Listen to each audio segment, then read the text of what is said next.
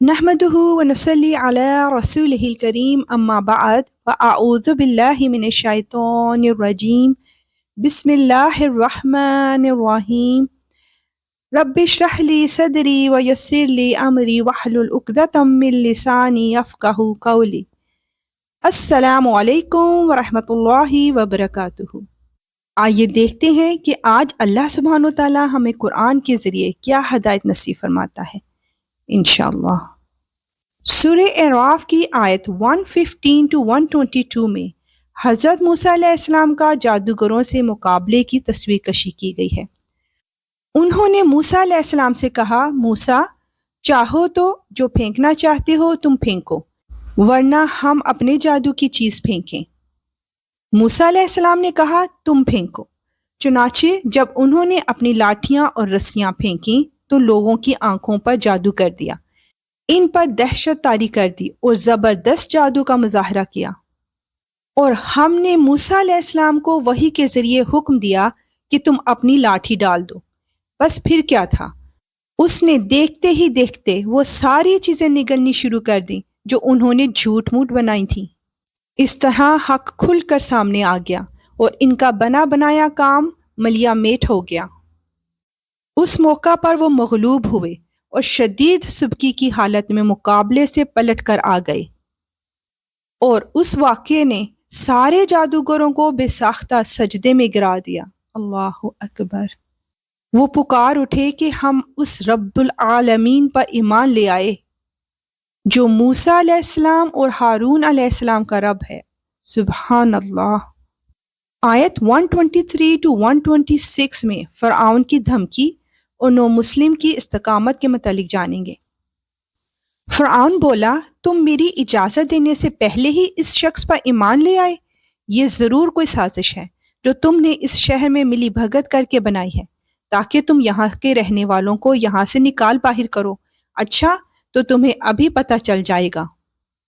میں نے بھی پکا ارادہ کر لیا ہے کہ تمہارے ہاتھ پاؤں مخالف سمتوں سے کاٹ ڈالوں گا، پھر تم سب کو اکٹھے سولی پر لٹکا کر رہوں گا۔ انہوں نے کہا، یقین رکھ کہ ہم مر کر اپنے مالک ہی کے پاس واپس جائیں گے، اور تو اس کے سوا ہماری کس بات سے ناراض ہے کہ جب ہمارے مالک کی نشانیاں ہمارے پاس آ گئیں تو ہم ان پر ایمان لے آئے۔ اے ہمارے پروردگار، ہم پر صبر کے پیمانے انڈیل دے اور ہمیں اس حالت میں موت دے کہ ہم تیرے تابع دار ہوں۔ سبحان اللہ۔ آئیے دیکھتے ہیں کہ آیت 127 to 129 میں حضرت موسیٰ علیہ السلام کیا نصیحت فرما رہے ہیں۔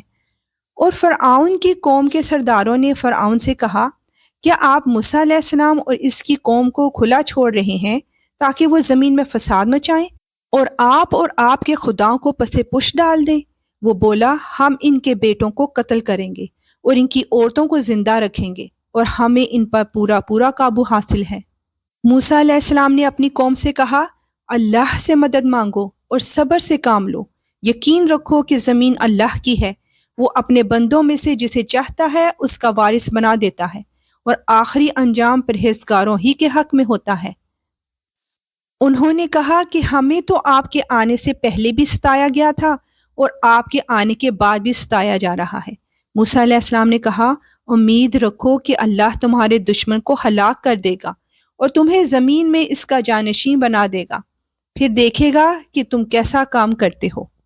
بے شک اللہ صبر کرنے والوں کا ساتھ نہیں چھوڑتا۔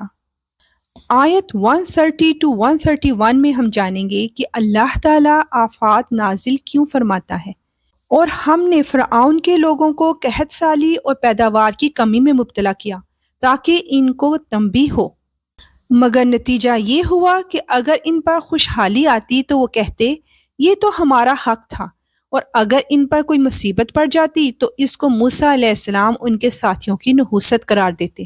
ارے یہ تو خود ان کی نحوست تھی جو اللہ کے علم میں تھی، لیکن ان میں سے اکثر لوگ جانتے نہیں تھے۔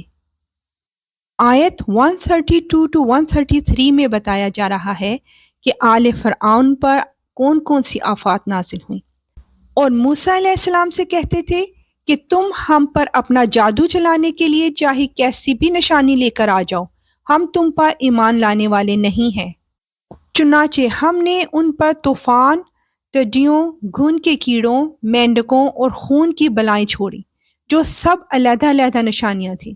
پھر بھی انہوں نے تکبر کا مظاہرہ کیا اور وہ بڑے مجرم لوگ تھے۔ بے شک انسان تکبر میں اپنے ہوش کھو بیٹھتا ہے۔ یا اللہ تو ہمیں ہر طرح کے تکبر سے اپنی حفاظت میں لے لے۔ انشاءاللہ ملیں گے نیکسٹ آیات کے ساتھ۔ اب اجازت، وآخر دعوانا ان الحمد للہ رب العالمین۔ سبحانک اللہم وبحمدک، اشہد ان لا الہ الا انت، استغفرک واتوب الیک۔ السلام علیکم ورحمۃ اللہ وبرکاتہ۔